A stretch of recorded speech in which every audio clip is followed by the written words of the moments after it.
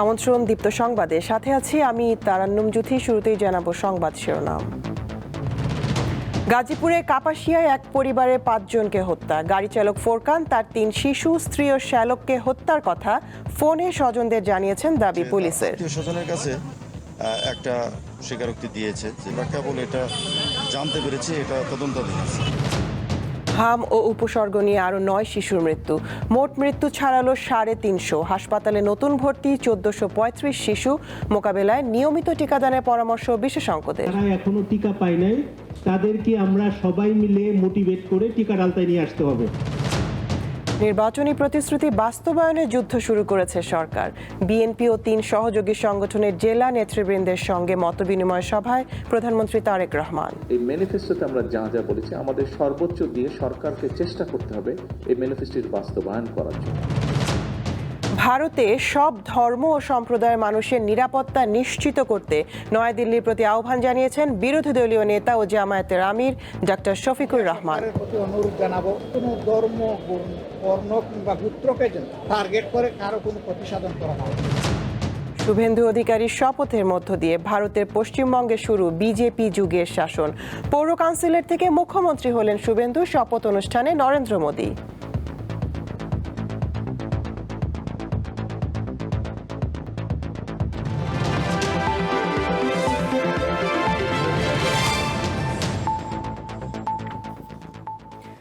গাজীপুরের কাপাসিয়ায় এক পরিবারের 5 জনকে গলা কেটে হত্যা করা হয়েছে।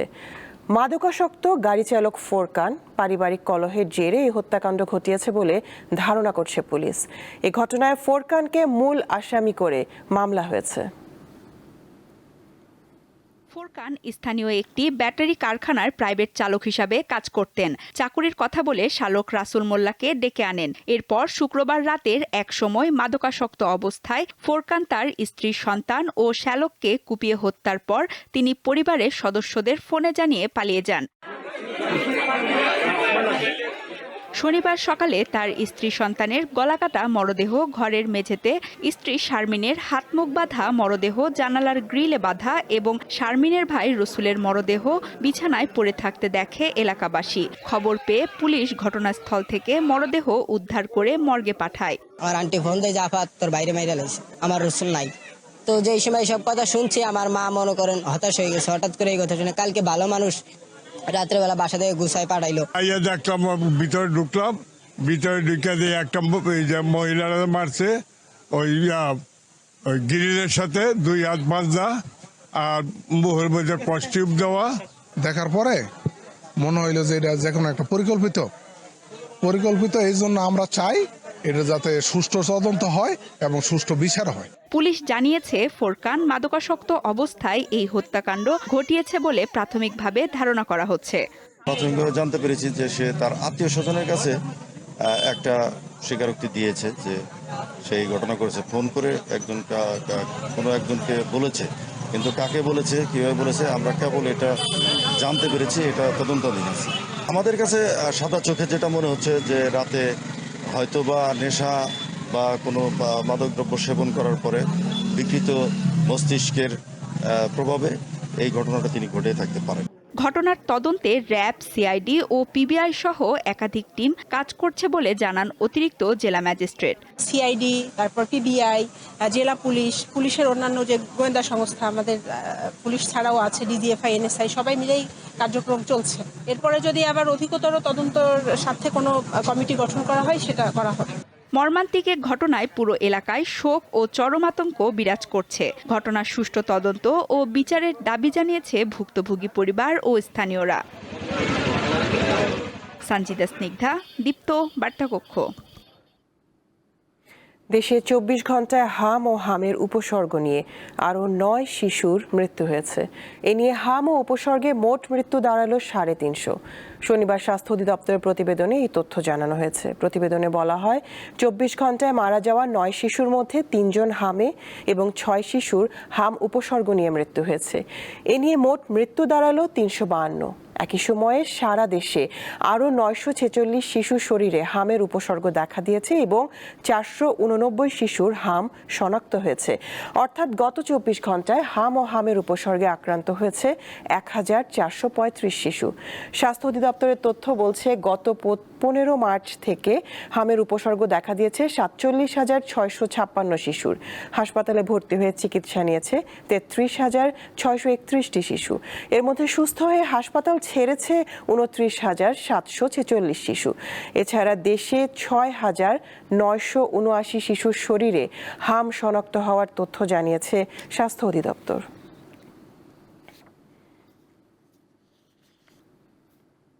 হামের টিকা দেওয়ার পরও শহর ও গ্রামে বেশ কিছু শিশু বাদ পড়ে যাবে।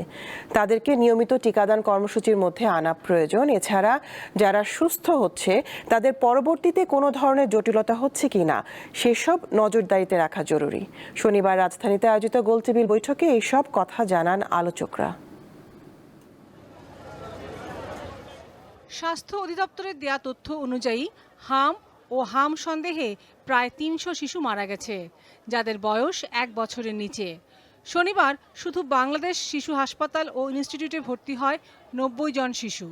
এত সংক্রমণের কারণ টিকা দেওয়ার ঘাটতি, ঘনবসতি, কয়েকটি ধর্মীয় ও সামাজিক অনুষ্ঠানে অধিক লোকের সমাবেশ এবং হাসপাতালে ভর্তির পর শয্যার সংকট। শনিবার রাজধানীর বাংলাদেশ মেডিকেল বিশ্ববিদ্যালয়ে বাংলাদেশ হেলথ রিপোর্টার্স ফোরাম আয়োজিত হামের বর্তমান পরিস্থিতি, ঝুঁকি ও করণীয় শীর্ষক গোলটেবিল আলোচনায় এসব কথা বলেন বক্তারা। 12ই ফেব্রুয়ারির ইলেকশন, তার কিছুদিনের মধ্যেই রোজা এবং ঈদ, সেই কারণে একটা substantial number of population move around Bangladesh. Dhaka থেকে দেখা গেল প্রায় বেশ কোটিখানেক লোকের একটা movement, which causes decreased immunity, which is also another important cause of this sudden uprise of the measles.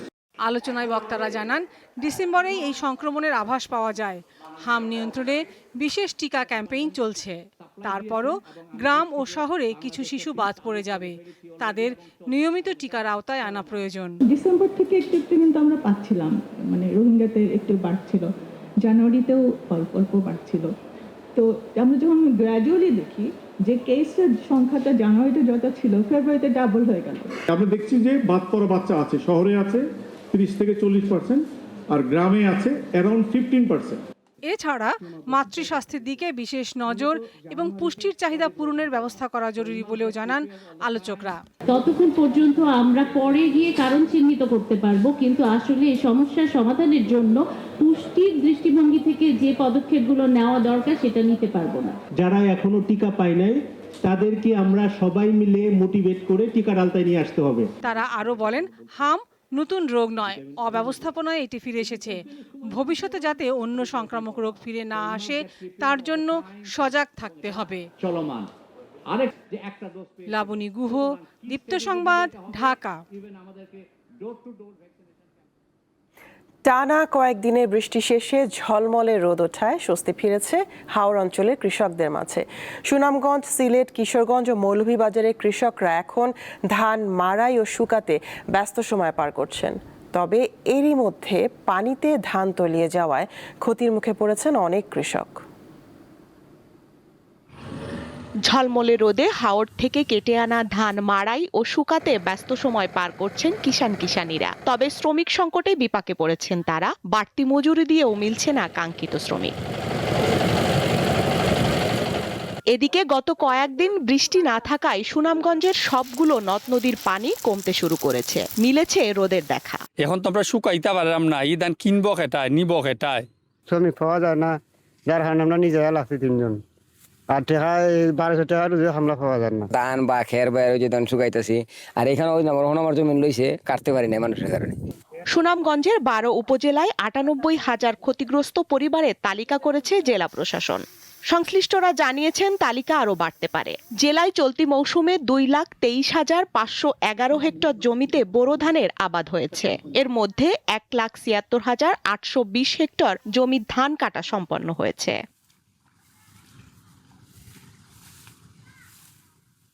এদিকে ব্রাহ্মণবাড়িয়ার নাসিরনগর মেদির হাওর পরিদর্শন করেছে কৃষিমন্ত্রী। ক্ষতিগ্রস্ত কৃষকদের মাঝে 30 কেজি করে চাল বিতরণ কার্যক্রম উদ্বোধন করেন তিনি। এমনভাবে কোটা করা হয়েছে ডিস্ট্রিক্ট ওয়াইজ, এবং পরবর্তীতে আমরা যেটা করব ইউনিয়ন ওয়াইজ আমরা মাইকিং করব, ধান কিনবে তোমরা আসো ধান বিক্রি করার জন্য। আমাদের মূল টার্গেট কৃষকের আমরা ন্যায্য মূল্য দিতে চাই। রোদ ওঠায় স্বস্তি ফিরেছে কিশোরগঞ্জের হাওড় অঞ্চলের কৃষকদের মাঝে। সকাল থেকেই তারা ধান মাড়াই ও শুকানোর কাজে ব্যস্ত সময় পার করেছেন। গেরমা ধান 2 দিন ধরে রোদ্র শুকাইতাছি, বাহিরা পরে বলা যাবো, কিন্তু রোদ যদি এইভাবে উঠে তাহলে আমরা এই ধানগুলা শুকাইতে পারবো, নাহলে তো এই ধানগুলা দেখা গেছে অকেজো। কৃষি বিভাগ জানিয়েছে প্রায় 75% জমির ধান কাটা হয়েছে। পানিতে তলিয়ে গেছে প্রায় 13,000 হেক্টর জমির ধান। ক্ষতির মুখে পড়েছেন প্রায় 60,000 কৃষক। স্বস্তিকা সিংহ, দীপ্ত, বার্তাকক্ষ। যুক্তরাষ্ট্রে পিএইচডি করতে গিয়ে হত্যার শিকার মাদারীপুরের মেয়ে নাহিদা সুলতানা বৃষ্টির দাফন সম্পন্ন হয়েছে। বিকেলে জানাজা শেষে তার দাদা দাদির কবরের পাশে দাফন করা হয় তাকে। এর আগে আইনি প্রক্রিয়া শেষে দুপুরে বৃষ্টির লাশ তার গ্রামের বাড়িতে পৌঁছায়। মাদারীপুর সদর উপজেলার চর গোবিন্দপুর গ্রামের মেয়ে নাহিদা সুলতানা বৃষ্টি। 2 ভাই বোনের মধ্যে ছোট বৃষ্টি। বাবার চাকরির সুবাদে ঢাকার মিরপুরে কাটে তার স্কুল জীবন। নোয়াখালী বিজ্ঞান ও প্রযুক্তি বিশ্ববিদ্যালয় থেকে স্নাতক এবং বাংলাদেশ প্রকৌশল বিশ্ববিদ্যালয় থেকে স্নাতকোত্তর শেষে যুক্তরাষ্ট্রে পিএইচডি করতে যান তিনি। আগামী 17 মে দেশে এসে পরিবারের সাথে ঈদ করার কথা ছিল বৃষ্টির, কিন্তু তার আগে তিনি দেশে এসেছেন, তবে ঈদ করতে নয়, লাশ হয়ে। দুপুরে তার লাশ গ্রামের বাড়িতে আসলে স্বজনদের আহাজারিতে আকাশ বাতাস ভারী হয়ে ওঠে। বাদ আসর চর গোবিন্দপুর উচ্চ বিদ্যালয় মাঠে জানাজা শেষে পারিবারিক কবরস্থানে দাফন করা হয় তাকে। এমন একজন মানুষকে আমরা হারাইছি যা বাংলাদেশ থেকে অনেক মূল্যবান একটা জিনিস হারাই গেছে। জড়িত যারা আছে তারাও জানি এইটার সাজা পায়, এবং আমরা আন্তর্জাতিকভাবে এটা তদন্ত করে এটা সুষ্ঠু বিচার চাই। কান্নায় ভেঙে পড়েন বৃষ্টির বাবা মা, দাবি জানান সঠিক বিচারের। পুলিশ বললো যে না, মাইরে ফেলাছেন, ওই যে রক্ত মাখা যে দেহ যে টাইনা নিছে ওই চিহ্নটা 2 জনের, আর যে রক্তগুলি ওখানে পাওয়া গেছে সে 1 জনের রক্ত নয়, 2 জনের রক্ত। সরকারের কাছে শুধু চাওয়া যে আমরা চাইতেছি যে এখানে ওর স্মৃতি যেন চিরদিন থাকে, এই ধরনের একটা কিছু, অর্থাৎ স্মৃতিস্তম্ভ, যাতে সর্বোচ্চ শাস্তি চায়, এরকম একটা ব্যবস্থা করে। হত্যাকাণ্ডের বিচার নিয়ে সরকারের বিভিন্ন পদক্ষেপের কথা তুলে ধরেন উপজেলা নির্বাহী কর্মকর্তা। এই নৃশংস হত্যাকাণ্ড, 2 জন এত ব্রাইট স্টুডেন্ট, 2 জন ব্রাইট শিক্ষার্থী, 2 জনের এভাবে চলে যাওয়া দেশের জন্য ক্ষতি, এবং প্রবাসে যারা বসবাস করছেন তারা বেশ শঙ্কিত এবং তারাই রয়েছে। আমরা সেই পদক্ষেপগুলো সরকার নিচ্ছে। ঘটনার পুনরাবৃত্তি রোধে প্রবাসী বাংলাদেশিদের নিরাপত্তা নিশ্চিত করতে ব্যবস্থা নিতে সরকারের প্রতি দাবি জানান এলাকাবাসী। কামরুন নাহার, দীপ্ত, বার্তাকক্ষ। নির্বাচনী প্রতিশ্রুতি বাস্তবায়নে বিএনপি সরকার নতুন যুদ্ধ শুরু করেছে বলে জানিয়েছেন প্রধানমন্ত্রী তারেক রহমান। ইশতেহার বাস্তবায়নে সরকারকে সফল করতে বিএনপি নেতাকর্মীদের সহযোগিতার আহ্বান জানান তিনি। শনিবার বিএনপি ও এর 3 সহযোগী সংগঠনের জেলা নেতৃবৃন্দের সঙ্গে মতবিনিময় সভায় এই আহ্বান জানান প্রধানমন্ত্রী। 12 ফেব্রুয়ারি ত্রয়োদশ জাতীয় সংসদ নির্বাচনের পর বিএনপির মাঠ পর্যায়ের নেতৃত্বের সঙ্গে দলের চেয়ারম্যান ও প্রধানমন্ত্রী তারেক রহমানের প্রথম মতবিনিময় সভা, যেখানে যোগ দেন বিএনপি সহ 3টি সহযোগী সংগঠনের জেলা পর্যায়ের নেতারা। দেশ তৈরি করতে চাই। বক্তব্যে প্রধানমন্ত্রী বলেন, ফ্যাসিবাদ বিদায়ের যুদ্ধ শেষে এখন জনগণকে দেয়া প্রতিশ্রুতি পূরণের যুদ্ধ শুরু হয়েছে। আমাদের দলের পক্ষে, আমাদের ম্যানিফেস্টোর পক্ষে আমাদেরকে মানুষ সমর্থন দিয়েছে। আমাদেরকে এখন এই ম্যানিফেস্টোতে আমরা যা যা বলেছি আমাদের সর্বোচ্চ দিয়ে সরকারকে চেষ্টা করতে হবে এই ম্যানিফেস্টোর বাস্তবায়ন করার জন্য। বিএনপির সকল পর্যায়ের নেতাকর্মীদের সহযোগিতা ছাড়া জনগণকে দেয়া প্রতিশ্রুতি পূরণ করা সম্ভব নয় বলেও জানিয়েছেন সরকার প্রধান। বিএনপি যদি সহযোগিতা না করে অনেক ক্ষেত্রেই সরকার সফল হতে পারবে না, এবং বিএনপির সফলতা তখনই নির্ভর করছে যখন আপনারা এখানে উপস্থিত প্রত্যেকটি মানুষ এবং আপনারা যাদেরকে নেতৃত্ব দিচ্ছেন তাদেরকে সাথে নিয়ে সরকারের পেছনে এসে না দাঁড়ান। এ সময় গুম খুনের রাজনীতি থেকে বের হয়ে নতুন দেশ গড়ার প্রত্যাশা ব্যক্ত করেছেন প্রধানমন্ত্রী তারেক রহমান। বলেছি আমাদের সর্বোচ্চ দিয়ে সরকার। রুবায়েত হাসান, দীপ্ত সংবাদ, ঢাকা। ভারতে সব ধর্ম ও সম্প্রদায়ের মানুষের নিরাপত্তা নিশ্চিতে নয়াদিল্লি সরকারের প্রতি আহ্বান জানিয়েছেন জাতীয় সংসদের বিরোধী দলীয় নেতা ও জামায়াত আমির ডক্টর শফিকুর রহমান। আর আইন শৃঙ্খলা পরিস্থিতির অবনতির কারণে গাজীপুর সহ নানা জায়গায় হত্যাকাণ্ড হচ্ছে বলেও দাবি করেন জামায়াতের এই শীর্ষ নেতা। টানা ৮ দিন জাপান ও থাইল্যান্ড সফর শেষে শনিবার দেশে ফেরেন জামায়াতের আমির ও বিরোধী দলীয় নেতা ডাক্তার শফিকুর রহমান। হযরত শাহজালাল আন্তর্জাতিক বিমানবন্দরে তাকে স্বাগত জানান দলটির নেতাকর্মীরা। বাংলাদেশকে নিয়ে তাদের বিপুল প্রত্যাশা আছে। জামায়াত আমির গণমাধ্যমকে জানান, সফরে জাপান সরকারের সাথে স্কিল ডেভেলপমেন্ট, নগর অবকাঠামো উন্নয়ন এবং ভূমিকম্প মোকাবিলা সহ নানা বিষয়ে আলোচনা হয়েছে। আমরা বাংলাদেশের উন্নয়নকে আরো কিভাবে বেশি নিশ্চিত করতে পারি, এগুলাই ছিল আমাদের আলোচনার মূল বিষয়বস্তু। আমরা তাদেরকে বলেছি যে শুধুমাত্র আরবান ডেভেলপমেন্ট নয়, শহরে অবকাঠামো নয়, বরঞ্চ গ্রামীণ অবকাঠামো উন্নয়নেও তারা যেন ভূমিকা রাখতে পারে। তিনি বলেন, সীমান্ত হত্যা, পুশিন ও সংখ্যালঘু নির্যাতনের মতো বিষয়ে ভারতের অবস্থান পর্যবেক্ষণ করছে জামায়াত। তাদের দেশের তো সংবিধান হলো ধর্মনিরপেক্ষ সংবিধান। আমরা ইন্ডিয়া সরকারের প্রতি অনুরোধ জানাবো, বিশেষ কোনো ধর্ম, বর্ণ কিংবা গোত্রকে যেন টার্গেট করে কারো কোনো প্রতিসাধন করা না। গাজীপুরে ৫ জন হত্যার প্রসঙ্গ তুলে ধরে জামায়াতের আমির বলেন, আইন শৃঙ্খলা পরিস্থিতির উন্নতির দিকে নজর না দিয়ে বিএনপি সরকার অতিরিক্ত রাজনৈতিক কর্মকাণ্ডে ব্যস্ত হয়ে পড়েছে। সরকার এখন বেশি বেশি পলিটিসাইজ হয়ে গেছে। এখন পলিটিক্যাল জায়গাগুলো দখল করার কাজে ব্যস্ত থাকলে তো এই সময় হবে না। তা আমরা সরকারের প্রতি আহ্বান জানাবো, এখানে হলো ৫ জন, চিটাং গেলেও ৩ জন, সব গোলাকাটা। এগুলা কি? এরা কারা? কারা এগুলা করে পালিয়ে যায়? কোথায় যায়? কার লোক? কে শেল্টার দেয়? এগুলো অবশ্যই খুঁজে বের করতে হবে। তিনি জানান, দেশের মানুষের নিরাপত্তা নিশ্চিত করা সরকারের প্রধান দায়িত্ব। এই সময় দেশের মানুষের নিরাপত্তাকে আগে নিশ্চিত করতে হবে। নূর আলম, দীপ্ত সংবাদ, ঢাকা। গান, নৃত্য, আবৃত্তি ও পাঠের মধ্য দিয়ে শেষ হলো ছায়ানটের 2 দিনব্যাপী রবীন্দ্র উৎসব। শনিবার সন্ধ্যায় রাজধানী ধানমন্ডি ছায়ানট সংস্কৃতি ভবন মিলনায়তনে এই উৎসবের আয়োজন করা হয়। সমবেত সঙ্গীত, একক গান, আবৃত্তি, পাঠ ও নৃত্য পরিবেশনায় অংশ নেন শিল্পীরা। এদিকে শিল্পকলা একাডেমিতে চলছে 4 দিনের রবীন্দ্র জন্মজয়ন্তী উদযাপন। দ্বিতীয় দিন জাতীয় সংসদের চিফ হুইপ নুরুল ইসলাম মনি এতে অংশ নেন। তিনি বলেন, নবীন সমাজ রবীন্দ্রনাথের লেখা পড়ে সমৃদ্ধ হবেন এবং দেশকে আরও সমৃদ্ধশালী করবেন। পরে কবিগুরু রচিত সঙ্গীত, নৃত্য ও আবৃত্তি পরিবেশনায় মুখর হয়ে ওঠে পুরো প্রাঙ্গণ। শিল্পকলায় এই আয়োজন চলবে 11 মে পর্যন্ত।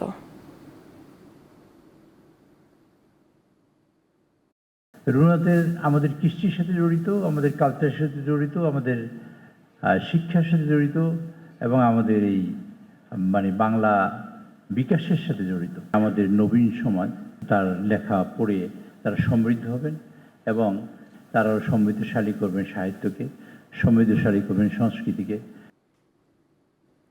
অবৈধ অনুপ্রবেশ ঠেকানো ও কোরবানির ঈদকে সামনে রেখে গরু চোরাচালান ঠেকাতে লালমনিরহাট সীমান্তে বাড়তি সতর্কতা জারি সহ সীমান্ত এলাকায় টহল জোরদার করেছে বিজিবি। শনিবার দুপুরে লালমনিরহাট 15 ব্যাটালিয়নের সংবাদ বিজ্ঞপ্তিতে জানানো হয়, মানব পাচার ও পুশ ইন প্রতিরোধে সীমান্তে বিজিবি সর্বোচ্চ সতর্ক অবস্থানে রয়েছে। কুড়িগ্রামের বিভিন্ন সীমান্ত এলাকায়ও নিরাপত্তা জোরদার করেছে বিজিবি। বিকেলে বিষয়টি নিশ্চিত করেন কুড়িগ্রামে 22 বিজিবি ব্যাটালিয়নের অধিনায়ক। বিজিবি জানায়, সীমান্তে যে কোনো ধরনের অনাকাঙ্ক্ষিত পরিস্থিতি মোকাবেলায় অতিরিক্ত টহল ও নজরদারি জোরদার করা হয়েছে। এদিকে ব্রাহ্মণবাড়িয়ার কসবা উপজেলা সীমান্তে বিএসএফ এর গুলিতে নিহত 2 বাংলাদেশির মরদেহ ফেরত দেওয়া হয়েছে। বিকেলে পতাকা বৈঠকের মাধ্যমে প্রায় 18 ঘন্টা পর বিজিবির কাছে মরদেহ হস্তান্তর করে বিএসএফ।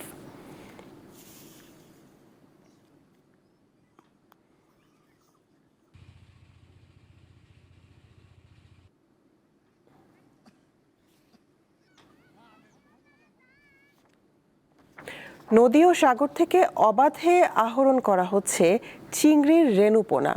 এর সঙ্গে পার্শ্ববর্তী দেশ থেকে অবৈধভাবে আনা হচ্ছে রেণু। ফলে অস্তিত্ব সংকটে পড়েছে সম্ভাবনাময় চিংড়ি হ্যাচারি শিল্প। এটি পটুয়াখালীর সোনাতলা নদীর দৃশ্য। এভাবে প্রতিনিয়ত নিষিদ্ধ জাল ব্যবহারের মাধ্যমে শিকার করা হচ্ছে চিংড়ির রেণুপোনা। শুধু এ নদী নয়, কুয়াকাটা সংলগ্ন বঙ্গোপসাগর, আন্ধারমানিক, রাবণাবাদ ও তেঁতুলিয়া নদীসহ জেলার সকল নদীর চিত্র একই। এতে ধ্বংস হচ্ছে ইলিশ সহ বিভিন্ন প্রজাতির মাছের পোনা, ক্ষুদ্র জলজ প্রাণী ও প্লাঙ্কটন। অন্যদিকে ভারত থেকে অবৈধভাবে ঢুকছে চিংড়ির রেণুপোনা। এসব পোনা কম দামে বিক্রি হচ্ছে বাগেরহাটের ফকিরহাট, বটতলা ও কুড়িয়া ব্রিজ সহ সীমান্তবর্তী এলাকায়। এতে চাপে পড়েছে দেশীয় চিংড়ি হ্যাচারি শিল্প।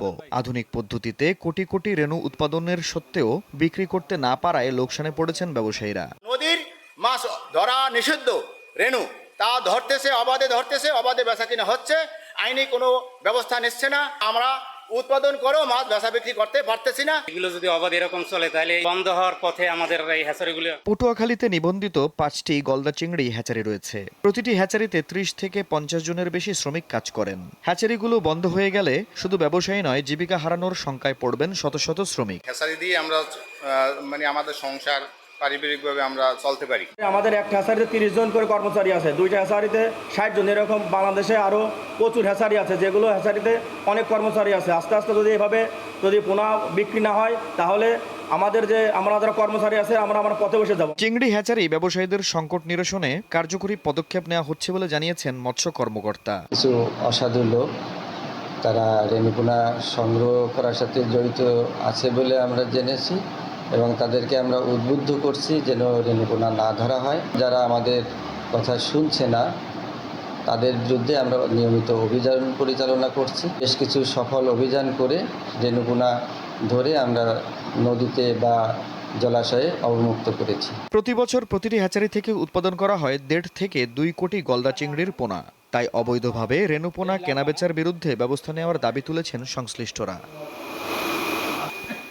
আফরিদ হাসান, দীপ্ত, বার্তাকক্ষ।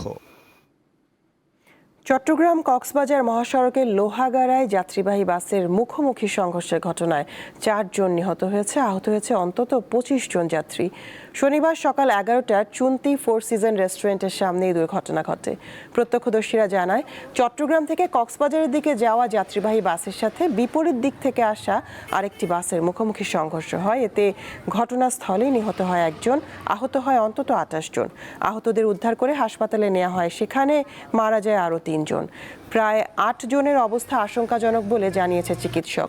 দোহাজারী হাইওয়ে পুলিশ জানায়, নিহতদের মরদেহ আইনি প্রক্রিয়া শেষে পরিবারের কাছে হস্তান্তর করা হবে। দুর্ঘটনায় কবলিত গাড়ি 2টি জব্দ করা হয়েছে, আইনগত ব্যবস্থা নেওয়া হবে।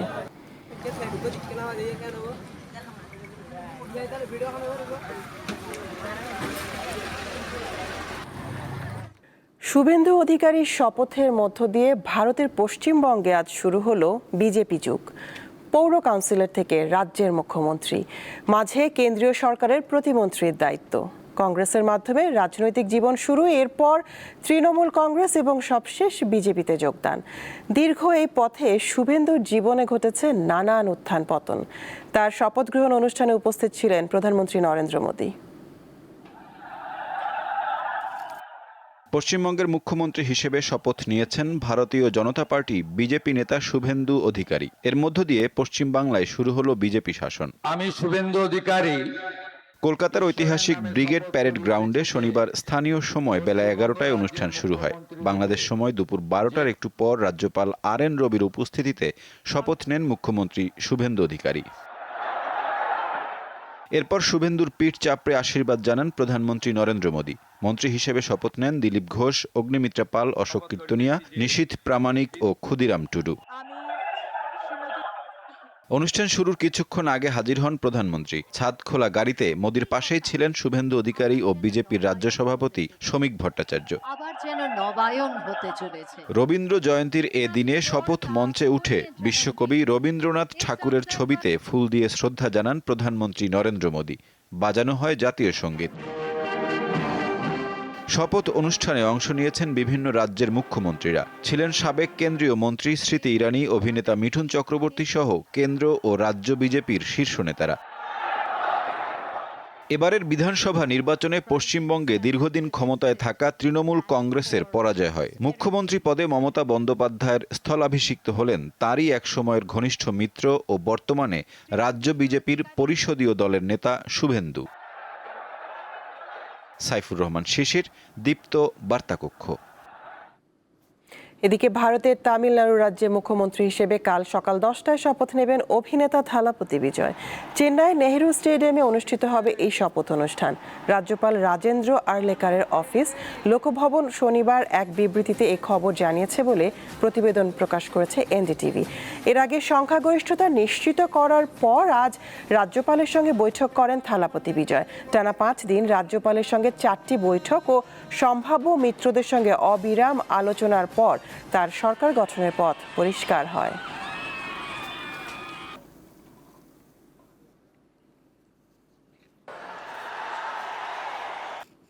শেষ করব দীপ্ত সংবাদ, শিরোনামগুলো জানাবো আরো একবার। গাজীপুরে কাপাসিয়ায় এক পরিবারে 5 জনকে হত্যা। গাড়ি চালক ফোরকান তার 3 শিশু, স্ত্রী ও শ্যালককে হত্যার কথা ফোনে স্বজনদের জানিয়েছেন দাবি পুলিশের।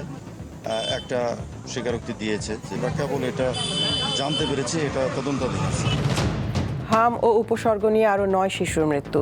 মোট মৃত্যু ছাড়ালো 350। হাসপাতালে নতুন ভর্তি 1435 শিশু। মোকাবেলায় নিয়মিত টিকাদানের পরামর্শ বিশেষজ্ঞদের। যারা এখনো টিকা পায় নাই তাদেরকে আমরা সবাই মিলে মোটিভেট করে টিকার আওতায় নিয়ে আসতে হবে। নির্বাচনী প্রতিশ্রুতি বাস্তবায়নে যুদ্ধ শুরু করেছে সরকার। বিএনপি ও 3 সহযোগী সংগঠনের জেলা নেতৃবৃন্দের সঙ্গে মতবিনিময় সভায় প্রধানমন্ত্রী তারেক রহমান। এই ম্যানিফেস্টোতে আমরা যা যা বলেছি, আমাদের সর্বোচ্চ দিয়ে সরকারকে চেষ্টা করতে হবে এই ম্যানিফেস্টোর বাস্তবায়ন করার জন্য। ভারতের সব ধর্ম ও সম্প্রদায়ের মানুষের নিরাপত্তা নিশ্চিত করতে নয়াদিল্লির প্রতি আহ্বান জানিয়েছেন বিরোধী দলীয় নেতা ও জামায়াতের আমির ডাক্তার শফিকুর রহমান। সরকারের প্রতি অনুরোধ জানাবো, কোনো ধর্ম, বর্ণ কিংবা গোত্রকে যেন টার্গেট করে কারো কোনো প্রতিসাধন করা না। শুভেন্দু অধিকারীর শপথের মধ্য দিয়ে ভারতের পশ্চিমবঙ্গে শুরু বিজেপি যুগের শাসন। পৌর কাউন্সিলর থেকে মুখ্যমন্ত্রী হলেন শুভেন্দু। শপথ অনুষ্ঠানে নরেন্দ্র মোদী।